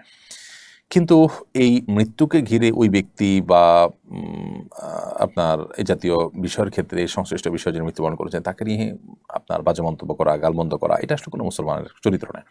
মুসলমান এরকম পরিস্থিতিতে তার জন্য সমবেদনা প্রকাশ করবে, তার এই মৃত্যুটা ভালো মৃত্যু ছিল না সেজন্য সিম্পাথি দেখাবে, তার এই মৃত্যুটা অনাকাঙ্ক্ষিত সেটি প্রকাশ করবে, অন্যদের জন্য দাওয়াতের কাজ হয় সেভাবে কথা বলবেন। কিন্তু কোনোভাবেই তাকে আঘাত করে, বিশেষ করে তাকে জাহান্নামে পাঠিয়ে দেওয়া, জাহান্নামী হিসাবে বলা, এই কাজগুলো করার সুযোগ নেই। কারণ হলো, কোনো ব্যক্তির তিনি যদি মুসলিম হয়ে থাকেন, গুনাহ করতে করতেও যদি মৃত্যু হয়ে যায়, তারপরও তার জাহান্নামী হওয়ার সার্টিফিকেট দেওয়া এটা আমার দায়িত্বের মধ্যে পড়ে না। এই বিষয়গুলোর ক্ষেত্রে আমাদের একটু দায়িত্বশীল আচরণ করা দরকার। বিশেষ করে কটু কথা, গালমন্দ করা, এগুলো তো কোনো অবস্থাতেই উচিত না। তবে হ্যাঁ, এই মৃত্যুর মন্দ দিক এবং এই মৃত্যু যে আমাদেরকে শিখিয়েছে যে আমরা গুনাহ যারা করছি তারা হয়তো তওবা করে ঠিক হয়ে যাবে চিন্তা করছে, অথচ গুনাহ করতে করতে আমার মৃত্যু হতে পারে। সেই ভয়াবহ বিষয়টি আমরা অন্যদেরকে দাওয়াতের উদ্দেশ্যে তুলে ধরতে পারি। সেই সাথে ওই ব্যক্তির জন্য আমাদের একজন মুসলিম ভাই, তিনি সেই হিসাবে তার জন্য আমাদের সিম্প্যাথি কাজ করবে যে তিনি একটা ভালো মৃত্যু পেলেন না, একটা খারাপ কাজ করতেও তার মৃত্যু হলো, এটা কতই না দুর্ভাগ্যজনক তার জন্য। কিন্তু তাই বলে তাকে গালমন্দ করা বা বাজে মন্তব্য, কটু উক্তি করা, এটা উচিত নয়। আমাদের 3টি গরু আছে। মা গরুটা অসুস্থ, অনেক চিকিৎসা করার পরও সুস্থ হয়নি। শুয়ে থাকতে থাকতে পচন ধরে গেছে, আশপাশ খুবই গন্ধ ছড়াচ্ছে। এই গরু থাকলে অন্য দুইটাও অসুস্থ হওয়ার সম্ভাবনা রয়েছে। গরুটা জবাই করে মাটিতে পুঁতে রাখলে কি গুনাহ হবে? দয়া করে জানাবেন। হ্যাঁ, যদি অনেক বেশি অসুস্থ হয়, গন্ধ বের হয়, এটা যদি খাওয়ার অনুপযুক্ত হয়, তাহলে সেক্ষেত্রে আপনি এটা জবাই করে আপনার মাটিতে পুঁতে রাখতে পারেন, গুনাহ হবে না। আর যদি এর গোশত খাওয়ার মতো থাকে, খাওয়া যায়, তাহলে সেক্ষেত্রে এটা খেতে পারেন বা অন্যদেরকে দিতে পারেন। আর যদি খাওয়াটা স্বাস্থ্যের জন্য ক্ষতিকর মনে হয় বা অরুচিকর হয় বা খাওয়ার মতো না থাকে, তাহলে সেক্ষেত্রে সেটি তো করতেই পারবেন। এবার প্রশ্ন হলো, আমার স্বামী আমাকে একদমই সময় দেন না, তিনি বাসায় এসে মোবাইল সময় নষ্ট করেন, এতে আমি অনেক কষ্ট পাই। আমার স্বামীর উদ্দেশ্যে কিছু বলুন। আপনার স্বামী যদি আমাকে শুনে থাকেন তাহলে আমি বলবো যে এটি এক ধরনের অবিচার। আমরা মনে করি যে এটা এমন কোনো ব্যাপার না, আমার ঘরের স্ত্রী তো, অসুবিধা কি? স্ত্রীকে একান্তে আমাদের সময় দেওয়া কর্তব্য। প্রিয় নবী সাল্লাল্লাহু আলাইহি ওয়াসাল্লাম ব্যক্তিগত কাজ, দিনী কাজ শেষ করার পর ফ্যামিলিকে, পরিবারকে সময় দিতেন এবং ঘরোয়া কাজে উম্মুল মুমিনিনদের, তিনি তার স্ত্রীদের, নবী পত্নীদের তিনি সময় দিতেন এবং সহযোগিতা করতেন, ব্যক্তিগত কাজগুলো করতেন। স্মার্টফোনের আসক্তি দেখা যায় আজকাল আমাদের পুরুষ এবং মহিলা উভয়ের মধ্যে রয়েছে। পুরুষরা স্মার্টফোনে ব্যস্ত, স্ত্রীকে সময় দিচ্ছে না, স্ত্রী স্মার্টফোনে ব্যস্ত, স্বামী সন্তানকে সময় দিচ্ছেন না। এর উভয়টি কিন্তু জুলুম। একদিকে আমরা গুনাহগার হচ্ছি, অপরদিকে আমরা বান্দার হক নষ্ট করছি। এজন্য আল্লাহকে আমাদের ভয় করা উচিত। দাম্পত্য জীবনে সুখ শান্তির জন্য এক অন্যকে সময় দেওয়াটা খুবই গুরুত্বপূর্ণ কাজ, সেটি আমাদের করা উচিত। নবী করিম সাল্লাল্লাহু আলাইহি ওয়াসাল্লাম আমাদের রাসূলুল্লাহ সাল্লাল্লাহু আনহা বহু আবদার পূরণ করেছেন। তার সাথে ফিজিক্যাল এক্সারসাইজ, দৌড়াদৌড়ির প্রতিযোগিতা করেছেন। একবার তিনি ইথিওপিয়ানদের এক ধরনের খেলা দেখতে চেয়েছেন, নবী সাল্লাল্লাহু আলাইহি ওয়াসাল্লাম তাকে নিয়ে গেছেন। এরপরে আমাদের রাসূলুল্লাহ সাল্লাল্লাহু আলাইহি ওয়াসাল্লাম বলেছেন যে ফাকদুরু কদরাল জারিয়াতিল হাদিসাতি সিন্নাল হাদিসাতি আল্লাহ হে পুরুষরা, তোমরা তোমাদের অল্প বয়সের যে স্ত্রীগণ আছেন, অর্থাৎ তোমাদের সাথে ছোট বয়সে ছোট বা আপনার তরুণী যে স্ত্রীগণ আছেন, এক হয়তো তোমাদের স্ত্রীগণ যারা আছেন তাদের প্রতি তোমরা খেয়াল রাখবে, তাদের চাহিদাগুলো, বৈধ চাহিদাগুলো পূরণ করা। নবী করিম সাল্লাল্লাহু আলাইহি ওয়াসাল্লাম যেভাবে খেয়াল রেখেছেন সেভাবে খেয়াল রাখবে। অতএব আল্লাহ তাআলা আমাদেরকে নির্দেশ করেছেন ওয়াশিরুহুন্না বিল মারুফ, তোমরা স্ত্রীদের সাথে সুন্দরভাবে দিনাতিপাত করো, জীবনযাপন করো, সংসার করো। অতএব মোবাইল টিপাটিপি করা, সোশ্যাল মিডিয়াতে অ্যাক্টিভ থাকা, অতিরিক্ত বাসায় এসে সেদিকে এঙ্গেজ থাকা, স্ত্রীকে সময় না দেওয়া, এটা অবশ্যই অন্যায় কাজ। সেখান থেকে বেরিয়ে আসতে হবে। আল্লাহ আমাদেরকে তৌফিক দান করুন। একটি প্রশ্নোত্তর সেশনে আপনাকে বলতে দেখলাম ঈদের নামাজের পর ফিতরা আদায় করলে আদায় হয় না, তবে অনেক আলেম বলছেন আদায় হবে, কোনটা সত্য? ধন্যবাদ গুরুত্বপূর্ণ একটি প্রশ্ন সামনে আনার জন্য। আমরা ঈদুল ফিতরে ফিতরা আদায়ের মাসআলা প্রসঙ্গে একাধিকবার বলেছি যে ঈদের নামাজের পরে যদি কেউ ঈদুল ফিতরা আদায় করেন তাহলে সেটা আদায় হবে না, বরং ঈদের নামাজের আগে আদায় করলে আদায় হবে। আমরা যে হাদিসের ভিত্তিতে বলেছি সেই হাদিসটির বাহ্যিক ইবারত বা তার মূল পাঠটা এরকম যে মান আদ্দাহা ক্বাবলা সলাতি ফাহিয়া সাদাকাতুন মাকবুলা মান আদ্দাহা বা'দা সলাতি ফাহিয়া সাদাকাতুম মিনাস সাদাকাত। যে ব্যক্তি ফিতরা ঈদের নামাজের আগে আদায় করবে সেটা আল্লাহর কাছে গ্রহণযোগ্য সাদাকা হবে, আর যে ব্যক্তি ঈদের নামাজের পরে আদায় করবে সেই সাদাকা, সে দানটা অন্য 10টি দানের মতো হয়ে যাবে। এই হাদিস থেকে বাহ্যিকভাবে বুঝে আসে সেটি আমরা বলেছি, অর্থাৎ ঈদুল ফিতরের নামাজের আগে আদায় করলে সেটি ফিতরা হিসাবে গণ্য হবে, আর পরে দিলে ফিতরা হবে না। যদিও পরবর্তীতে আমরা স্পষ্ট হয়েছি যে আসলে অন্যান্য যে ইমামদের আছে, জমহুর বা ম্যাক্সিমাম ইমামদের মতের পরিপন্থী কথা এটা কোনো প্রসিদ্ধ বা গ্রহণযোগ্য কোনো ইমামদের মত নয়। এজন্য আমরা আমাদের সেই কথাকে প্রত্যাহার করছি এবং আমরা যেটি বলছি সেটি ভুল। সংখ্যাগরিষ্ঠ ইমামগণ হাদিসের যে ব্যাখ্যা পেশ করেছেন, হাদিসের আলোকে তারা যে মাসআলা দিয়েছেন সেটি সঠিক। সেটি হলো যে ঈদুল ফিতরের নামাজের পরে যদি ফিতরা আদায় করে সেটা আদায় হয়ে যাবে, কিন্তু এটা অনুত্তম, এতে কোনো সন্দেহ নেই। বিধায় যেটা আমরা বলেছি আগে সেটি আমরা প্রত্যাহার করছি, এটা আমাদের ভুল ছিল। আল্লাহ তাআলা আমাদেরকে মাফ করুন। আমি একজনের কাছ থেকে নিজে ব্যবহারের জন্য তার বাসার ওয়াইফাই পাসওয়ার্ড নিয়েছি। আমি কি এই পাসওয়ার্ড আমার পরিবারের অন্য সদস্য বা বন্ধু-বান্ধবদের সরবরাহ করতে পারি? দেখুন, এই সমস্ত বিষয়গুলো নির্ভর করে যে তার সাথে আপনার বোঝাপড়া কেমন। যদি বিষয়টা এরকম যে হ্যাঁ, আপনি তার অনুমতি চাইলেও তিনি নিষেধ করবেন না, করার মতো না, তাহলে আপনি সেটা শেয়ার করতে পারেন। আর যদি এটা নিয়ে সন্দেহ থাকে যে তিনি নিষেধ করতে পারেন, বিশেষ করে আমরা জানি যে ওয়াইফাই বহু মানুষ ব্যবহার করলে সেটার অতিরিক্ত মানুষ এঙ্গেজমেন্টের কারণে স্পিড কমে যায়, তিনি ক্ষতিগ্রস্ত হবেন, এরকম যদি মনে হয় তাহলে সেটা আপনার জন্য জায়েজ হবে না। কারণ এখানে আপনাকে অ্যাক্সেস দেওয়া হয়েছে, আপনারা বহু মানুষকে যখন অ্যাক্সেস দিবেন তখন নিশ্চয়ই তিনি ক্ষতিগ্রস্ত হবেন, নিশ্চয়ই তার স্পিড কমবে। তো এই জায়গা থেকে এটা আপনার উচিত কাজ হবে না।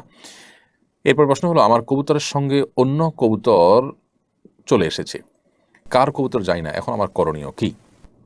দেখুন, কোনো কবুতরের সাথে অন্য কবুতর যদি চলে আসে, আপনি সেগুলো লালন পালন করতে কোনো অসুবিধা নেই। আপনি চেষ্টা করবেন মালিককে খুঁজে বের করার, কোনোভাবে যদি বের করা না যায় তাহলে বাইরে থাকলে তারা মারা যেতে পারে, বা মালিকের কাছে ফিরে যদি না যায়, যাওয়ার কোনো স্কোপ থাকে সেই স্কোপ তাকে দেওয়া উচিত, আটকে ফেলা উচিত না নিজে নিজে। কিন্তু যদি সেরকম স্কোপ না থাকে, বরং সেগুলো বাইরে থাকলে মারা যাবে বা ধ্বংস হবে, তাহলে আপনি লালন পালন করলে সেটা নাজায়েজ হবে না। এরপর প্রশ্ন হলো, একজন দাড়ি টুপিওয়ালা মানুষ প্রশ্ন ফাঁস করার কারণে যতটুকু সমালোচনা হয়েছে, সম্প্রতি একজন হিন্দু প্রিয়নাথ নামে তিনি প্রশ্নপত্র ফাঁস করে বিপুল পরিমাণ অর্থ আত্মসাৎ করেছেন, অথচ এটা নিয়ে তেমন কোনো সমালোচনা হচ্ছে না। এর কারণ কি?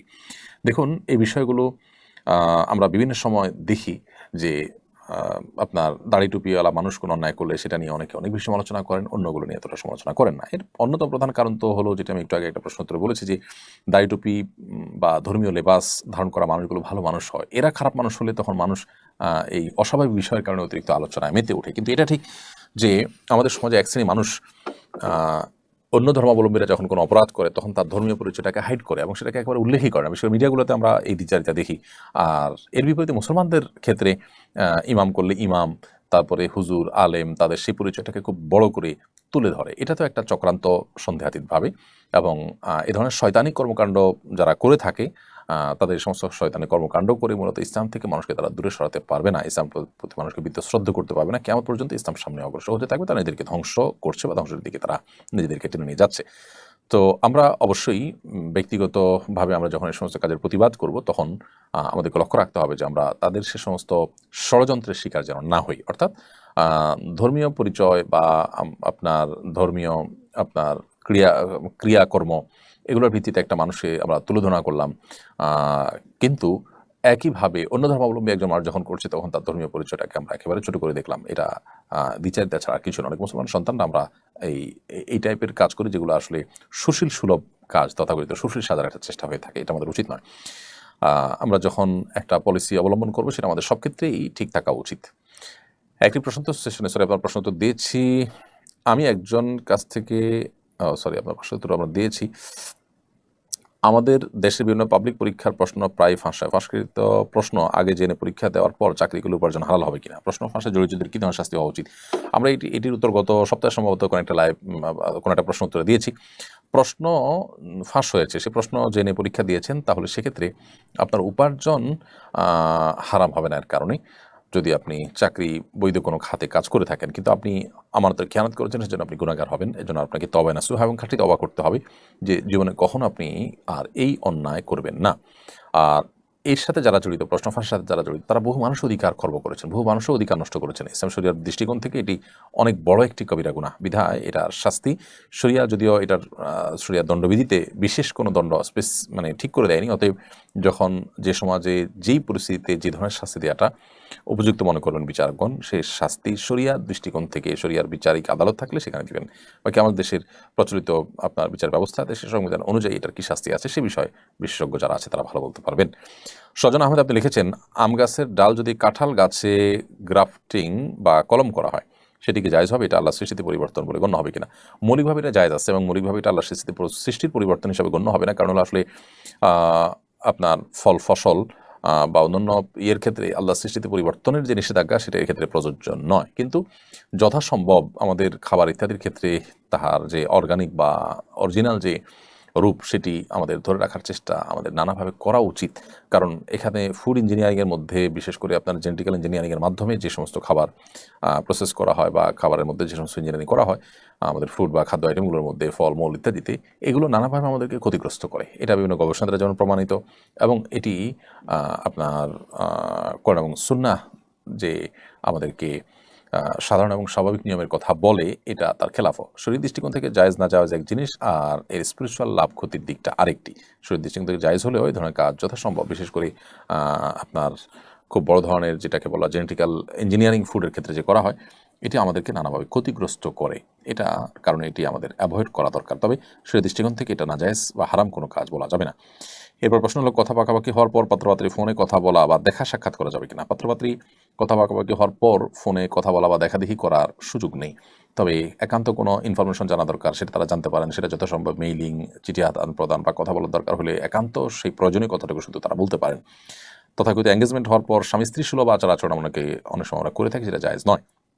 মুসলিম ছেলে মেয়ে অন্য ধর্মের ছেলে মেয়েকে বিয়ে করতে পারবে কিনা? বিয়ে করতে পারলে কোন রীতিতে করবেন? সম্প্রতি ভারতে এক মুসলিম অভিনেতা হিন্দু অভিনেত্রীকে বিশেষ বিবাহ আইনে বিবাহ করেছেন।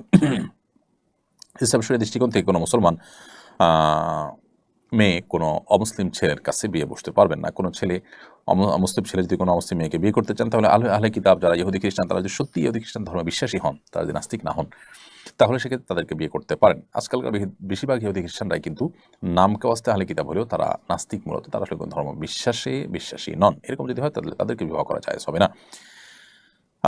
নবী সাল্লাল্লাহু আলাইহি ওয়াসাল্লামের দৈনিক রুটিন কেমন ছিল? নবী সাল্লাল্লাহু আলাইহি ওয়াসাল্লামের দৈনিক রুটিন সম্পর্কে স্পেসিফিক এরকম ধারাবাহিক বর্ণনা কোনো হাদিস থেকে পাওয়া না গেলেও বোঝা যায় যে তিনি ভোর রাতে ঘুম থেকে উঠতেন, তাহাজ্জুদের সালাত আদায় করতেন, এরপরে ফজরের আগে সুন্নত পড়তেন এবং ফজরের আগে সামান্য একটু ঘুমাতেন।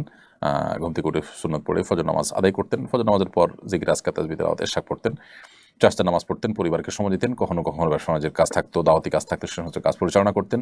দুপুরে একটু ঘুমোতেন, এরপরে জোহর আসর পড়তেন, রাতের খাবার এসার আগে খেয়ে ফেলতেন এবং এসার পরে দ্রুততার সাথে শুয়ে পড়তেন। এরপর প্রশ্ন হলো, আমাদের স্ত্রীরা এখন বলে পর্দা করা ঠিক আছে, তবে হাত পা খোলা রাখলে সমস্যা নেই, এ বিষয়ে জানতে চাই। হাত পা খোলা রাখা অনেক উলামা ইকরাম জায়েজ বলেছেন, এবং এর মানে এই না যে সেটাকে প্রদর্শন করে বেড়ানো, কারণ হাত পায়ের মধ্যে বিভিন্ন রকম সাজগোজ করে সেটাকে প্রদর্শন করে বেড়ানো এটা পর্দার পরিপন্থী। তাছাড়া আল্লাহ সুবহানাহু ওয়া তাআলা আমাদেরকে, আমাদের মা বোনদেরকে সৌন্দর্যকে আপনার আবৃত্তি করতে বলেছেন, ঢাকতে বলেছেন, সেই জায়গাটি আমাদের বিশেষভাবে খেয়াল রাখা দরকার।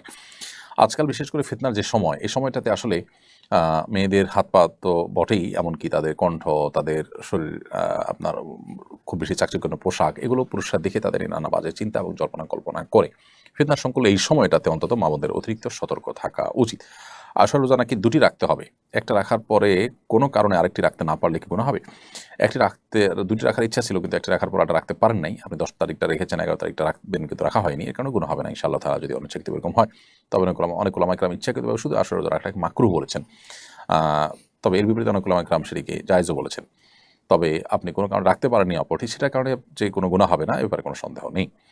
বাসায় বিড়াল আছে, কদিন পর পর বাচ্চা হয়, এজন্য আমাদের অনেক ঝামেলা হয়। আমরা চাই এটার প্রজনন ক্ষমতা বন্ধ করতে, করা যাবে কিনা? যেহেতু প্রাণী এবং তার আপনার অতিরিক্ত বাচ্চা হওয়ার ফলশ্রুতিতে আপনাদের অসুবিধার কারণ হয়। প্রথমত এই বাচ্চা বিড়াল আপনি কোথাও রেখে আসতে পারেন। দ্বিতীয়ত তার যদি প্রজনন ক্ষমতা আপনি বন্ধ করেন, তাহলে সেটা নাজায়েজ বা হারাম হবে না। এটি মানুষের ক্ষেত্রে যে নিষেধাজ্ঞা রয়েছে সেটি প্রযোজ্য হবে। এরপরে প্রশ্ন হলো, ঋণগ্রস্ত অবস্থায় ওমরা করা যাবে কিনা? ঋণগ্রস্ত অবস্থায় ওমরা করতে পারেন যদি ঋণ পরিশোধ করার মতো ব্যবস্থা থাকে, টাইম নেওয়া থাকে, সেই টাইমের পর তাকে পরিশোধ করবেন, সেই সুযোগ থাকে, এদিকে আপনি অন্য ব্যবস্থাপনা ওমরা করছেন, সেটি জায়েজ হতে পারে। কিন্তু ঋণ দেওয়ার খোঁজ খবর নাই, দেওয়ার সদিচ্ছাও নাই, পাওনাদারের প্রেশারও আছে, সেটা বাদ দিয়ে আপনি সেটাকে এড়িয়ে আপনি ওমরা করছেন, নফল ওমরা করছেন, সেটা আপনার জন্য জায়েজ হবে না। এক শ্রেণীর দুর্নীতিবাজ অসাধু লোক প্রচুর নামাজ পড়ছে, হজ ওমরা করছে, জনকল্যাণমূলক কাজ করছে, ধর্মকে তারা নিজের কুকীর্তি ঢাকার ঢাল হিসেবে ব্যবহার করছে। এই বিষয়ে আপনার মন্তব্য জানতে চাই। তারা জানেন না যে এই সমস্ত ধর্মীয় কাজকাম এগুলো তাদেরকে আখিরাতে মুক্তি এনে দিবে না, আল্লাহর প্রিয় পাত্র করবে না, বরং দুর্নীতি করার কারণে, অর্থ আত্মসাৎ করার কারণে তারা তাদের তাদের গন্তব্য জাহান্নামের দিকে তারা নিয়ে যাচ্ছে। এটা হলো গাছের গোড়া কেটে আগায় পানি দেওয়ার মতো অনেকটা। আপনি কাজ করছেন, অন্যায় এবং হারাম উপার্জন করছেন, আবার এদিকে কিছু নামাজ রোজা করে সেটাকে হালাল করার বা সেটাকে আপনি রিকভার করার চেষ্টা করছেন। এটা একটা ব্যর্থ চেষ্টা ছাড়া আর কিছুই নয়। ইসলাম সম্পর্কে ভুল ধারণার কারণে আমাদের দেশে দেখা যায় যে খাদ্যে ভেজাল দেওয়া, নানাভাবে দুর্নীতিতে লিপ্ত হওয়া মানুষগুলোর মুখে দাঁড়িয়ে তারা নামাজ কালাম পড়ছেন, আবার এই কাজগুলো করছেন। আল্লাহ আমাদেরকে ইসলামটা বোঝার তৌফিক দান করুন। আপনি অনেক বেশি নামাজ রোজা, অনেক বেশি নফল উমরা করার দরকার নেই, নফল হজ করার, নফল আপনার আমল করার দরকার নেই। আপনার মুক্তির জন্য দরকার যতটা আপনার গুনাহ থেকে বেঁচে থাকা, মানুষের অধিকার নষ্ট করা থেকে বেঁচে থাকা।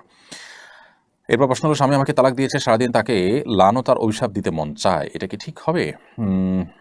বোন, কি তালাক দিয়েছে, কিভাবে দিয়েছে, কোন প্রেক্ষিতে দিয়েছে, তালাক হয়েছে কি হয়নি, সেটা তো ভিন্ন আলাপের বিষয়। তবে তিনি যদি আপনার প্রতি অবিচার করে থাকেন, তো সেক্ষেত্রে আপনি তাকে ক্ষমা করলে অবশ্যই ক্ষমার কারণ আল্লাহর কাছে বিনিময় পাবেন। আর যদি আপনার ক্ষমা না করেন, আপনার মনের মধ্যে কষ্ট থাকা কাজ করে, আল্লাহর কাছে তার উপযুক্ত বিচার আপনি কামনা করেন, তো সেটা আপনার জন্য জুলুম নয় বা আপনার জন্য নাজায়েজ কোনো কাজ নয়। তবে গালমন্দ করা, মুখ খারাপ করা বা অভিশাপ দেওয়া যেটাকে বলে, সেটি আপনি করবেন না। এরপর প্রশ্ন, আমার স্বামী খারাপ বন্ধুদের সাথে মেশে, আমি নিষেধ করলে আমার সাথে অশান্তি করে। আমি জানি আমার স্বামীও তাদের সাথে খারাপ কাজে জড়িয়ে যাবে, আমি কিভাবে আমার স্বামীকে তাদের থেকে আলাদা করব?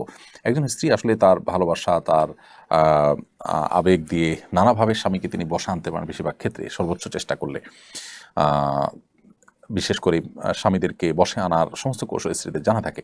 হ্যাঁ, কিছু কিছু অমানুষ থাকে, তাদের কথা ভিন্ন। তো আপনি যদি চেষ্টা করে তাকে আনতে পারেন, চেষ্টা করবেন, অন্যদের বুঝাবেন, আপনার চেষ্টা আপনি করবেন, এবং আপনার ধারণা ঠিকই খারাপ মানুষের সাথে মিশলে একসময় মানুষ খারাপের দিকে চলে যায়, সেই জায়গা থেকে অবশ্যই আমরা সরে আসার চেষ্টা করব। এরপরে প্রশ্ন হলো যে শাতিমে রাসূলের শরঈ বিধান কি? শাতিমে রাসূলের শাস্তি কি? শাতিমে রাসূল বা রাসূল আকরাম সাল্লাল্লাহু আলাইহি ওয়াসাল্লামকে অবমাননাকারী এবং গালমন্দকারীর শাস্তি সবচেয়ে চরম শাস্তি। তাদের শাস্তি হলো মৃত্যুদণ্ড। এ ব্যাপারে সারা বিশ্বের সমস্ত উলামা ইকরাম একমত, কারো কোনো ভিন্ন মত নেই। নবী করিম সাল্লাল্লাহু আলাইহি ওয়াসাল্লামকে গালমন্দ করলে, তাকে আপনার কটূক্তি করলে, তার অবমাননা করলে, সেটিকে ইসলামী শরিয়াতে সবচাইতে কঠোর অপরাধ হিসাবে বিবেচনা করা হয় এবং এটা ক্ষমার অযোগ্য অপরাধ। যদি তিনি তওবা করে ফিরে আসেন, তাহলে সেক্ষেত্রে আল্লাহ সুবহানাহু ওয়া তাআলার কাছে তিনি ক্ষমা পেতে পারেন। কিন্তু মানুষের কাছে ক্ষমা পাবেন কিনা বা তার দুনিয়ার শাস্তি রহিত হবে কিনা, সেটা নিয়ে আবার আমাদের মধ্যে ইখতিলাফ আছে। যদিও হানাফি মাযহাবের মুফতাবি মত এবং সিদ্ধান্ত, শাফিঈ মাযহাবের প্রসিদ্ধ মত, মালিক এবং হাম্বলী মাযহাবের একটা মত অনুযায়ী তাদের তওবা কবুল হবে এবং বিচারিকভাবে তার শাস্তি কার্যকর হবে না যদি তিনি তওবা করে থাকেন। আর এর বিপরীতে শক্তিশালী মত এবং অনেক ইমামদের মতেই তার তওবা কবুল হবে না। তবে শাস্তি যে মৃত্যুদণ্ড, এ ব্যাপারে কোনো ভিন্ন মত কারণ নেই। নবী সাল্লাল্লাহু আলাইহি ওয়াসাল্লামের শাতিমদের শাস্তি শুধু মৃত্যুদণ্ডই নয়, অত্যন্ত কঠিনভাবে তাদের শাস্তি দেওয়ার কথা রয়েছে। বিশেষ করে কোন একটি আয়াত এক্ষেত্রে খুবই গুরুত্বপূর্ণ এবং দ্রষ্টব্য। এই প্রথমবার পবিত্র কাবাগরের কিসওয়া বদলানোর প্রক্রিয়ায় নারীরা অংশ নিয়েছেন বলে বিভিন্ন সংবাদ মাধ্যমে উঠে এসেছে। এটা শরীয়ত অনুমোদিত কিনা? দেখুন, সংবাদ মাধ্যমে যেটি প্রচারিত হয়েছে আমার চোখে পড়েনি। এরকম কিছু যদি হয়ে থাকে যে নারীদের কে কাবাঘরের যে কিসওয়া এটা বদলানোর কাজে ব্যবহার করা হয়েছে, এরকম যদি ঘটে থাকে তাহলে সেটা আমরা শুধু এক কথা বলবো, দুঃখজনক। দুঃখজনক। ইসলাম আমাদের যে সুন্দর জীবন বিধান দিয়েছেন, এখানে নারীদেরকে অধিকার দেওয়ার নাম করে নানা ভনিতা করার, নাটক করার কোনো দরকার নেই। পৃথিবীতে বহু মানুষ, বহু সমাজ মেয়েদেরকে অধিকার দেওয়ার নাম করে তাদেরকে এমন একটা পর্যায়ে নিয়ে এসেছে যেটা আসলে তাদের অধিকার দেওয়া নয়, বরং তাদের প্রতি নানাভাবে জুলুম হচ্ছে। আল্লাহর সুন্নাহ বা আল্লাহর নিয়মের বাইরে বের হয়ে এসে আমরা তথাকথিত সমান অধিকার দেওয়ার যে কথা বলছি, ইসলাম সমান অধিকারের কথাই বলে না কখনো। ইসলাম বলে ন্যায্য অধিকারের কথা বলা, যে ক্ষেত্রে যার যতটুকু প্রয়োজন তার জন্য ততটুকু দিতে ইসলাম বলে। সব ক্ষেত্রে সমান সমান দেওয়ার চিন্তা সঠিক চিন্তা নয়, ইসলাম সেটার কথা কখনো বলে না। এই জন্য কাবার গিলাফ বদলানোর ক্ষেত্রে পুরুষ আছেন, সাথে মহিলারাও থাকতে হবে, তাহলে তাদের অধিকার দেওয়া হবে, এটা ভুল ধারণা। নবী করিম সাল্লাল্লাহু আলাইহি ওয়াসাল্লাম, সাহাবা ইকরাম, খুলাফা রাশেদা, তারা কেউ কিন্তু এরকম কোনো কাজে মেয়েদেরও অংশগ্রহণ করাতে হবে জাস্ট তাদের অধিকার দেওয়ার নাম করে, এরকম কোনো সস্তা কাজ সাহাবা ইকরাম করেন না, মুসলমান সেটা করতে পারেন না। আল্লাহ মাফ করুক। সেই কাজটি যদি হয়ে থাকে সেটা হবে খুবই দুঃখজনক বিষয়। আমাদের সমাজে নতুন বাড়িতে ঢোকার সময় নানা রকম বিদাত পালন করা হয়। সামনে আমরা নতুন বাড়িতে ঢুকবো, আমি চাচ্ছি বিদাত মুক্ত সুন্নাহসম্মত পদ্ধতিতে বাড়িতে ঢুকতে। এই জন্য কী করণীয় জানলে উপকৃত হতাম। আপনি নতুন বাড়ি করেছেন, এ উপলক্ষে কোনো মানুষকে যদি আপনি দাওয়াত দিয়ে খাওয়ান, আত্মীয়স্বজনকে দাওয়াত দিয়ে খাওয়ান, সেটা জায়েজ আছে, এটা শরীয়তের কোনো নির্দেশ নয়। এর বাইরে মিলাদ, কিয়াম ইত্যাদি বা নানা আপনার অনেক আপনার প্রক্রিয়া মানুষ অবলম্বন করে, কুসংস্কারের জন্য অনেক কাজ করে, অনেক বিশ্বাস ধারণ করে, সেগুলো আমাদের বর্জন করা উচিত। বিসমিল্লাহ বলে আল্লাহর নামে প্রবেশ করে যাবেন। এবাদত দিয়ে আপনি শুরু করতে পারেন। কোনো একটা নামাজ, 2 রাকাত নামাজ পড়ে, কোনো আসার থেকে বর্ণিত আছে যে কোনো আসার দ্বারা প্রমাণিত আছে 2 রাকাত নামাজ পড়ে কেউ কেউ তাদের ঘর বাড়ি উদ্বোধন করেছেন বা বসবাস শুরু করেছেন কোনো ভালো কাজ দিয়ে, সেটি হতে পারে। এর বাইরে আপনি বিসমিল্লাহ বলে সাধারণভাবে প্রবেশ শুরু করবেন। বিশেষ কোনো প্রক্রিয়া আপনাকে অবলম্বন করার নির্দেশ বা বাধ্যবাধকতা ইসলাম রাখেনি, বা এখানে কোনো কুসংস্কারাচ্ছন্ন বেদাতপূর্ণ কোনো কাজও যেন না হয় সেদিকটা খেয়াল রাখবেন। বিসমিল্লাহ বলে আল্লাহর নাম নিয়ে সেখানে প্রবেশ করবেন। কোনো হারাম কাজ যখন সেখানে না হয় বা বন্ধুদের জন্য সেখানে বেশি হয়, সেদিকটা লক্ষ্য রাখবেন। সুস্থ এবং আর্থিক সামর্থ্য থাকা অবস্থায় হজ পালন করা হয়নি, এখন মুমূর্ষ অবস্থায় আছেন, এক্ষেত্রে করণীয় কি? যিনি পূর্বে হজ করেননি এমন কেউ কি বদলি হজ করতে পারবেন? পূর্বে হজ করেনি এমন কেউ বদলি হজ করতে পারবেন না, নিজের হজ আয় করতে হবে, তারপর তিনি বদলি হজ করতে পারবেন। সুস্থ এবং আর্থিক সামর্থ্য থাকা অবস্থায় যদি হজ না পালন করে থাকেন, মুমূর্ষ অবস্থায় আছেন, তাহলে তার আর্থিক সংগতি থাকলে এটা দিয়ে তার পক্ষ থেকে অন্য কাউকে দিয়ে বদলি হজের ব্যবস্থা করবেন। শুধু সাজানোর উদ্দেশ্যে বাবুর কপালের ডান বা বাম পাশে টিপ দেওয়া যাবে কিনা? এটা করতে পারেন, সাজানোর জন্য দিতে পারেন, এটা কল্যাণ করার চিন্তা না করে যদি দেন দিতে পারেন। কোরআন মাজিদ তেলাওয়াত করার সময় সিজদার আয়াতগুলো অনেকবার তেলাওয়াত করা হয়েছে, কিন্তু পরে সিজদা দেওয়া হয়নি। এখন আমার করণীয় কি? সিজদার আয়াত তেলাওয়াত করে সিজদা দেওয়া ওয়াজিব। যদি আপনার সিজদা কখনো না দিয়ে থাকেন তাহলে তো আপনি অনেক বড় গুনাহ করেছেন এবং সের জন্য আল্লাহর কাছে তওবা করবেন। প্রিয় দর্শক, দেখতে দেখতে আমরা অনুষ্ঠানের একেবারেই শেষ প্রান্তে চলে এসেছি। সময় হয়েছে বিদায় নেওয়ার। আল্লাহ যদি আমাদেরকে সুস্থ রাখেন, নিরাপদে রাখেন, ভালো রাখেন, ইনশাআল্লাহ বিদিনিল্লাহ আগামী জুমাবার একই সময় আবার দেখা হবে। সে পর্যন্ত সবাইকে আল্লাহ যেন সুস্থ রাখেন, ভালো রাখেন, সে দোয়া ব্যক্ত করে আল্লাহ তাআলার কাছে সেটি নিবেদন করে আজকের মতো এখানে শেষ করছি। জাযাকুমুল্লাহ খাইর। আসসালামু আলাইকুম ওয়া রাহমাতুল্লাহি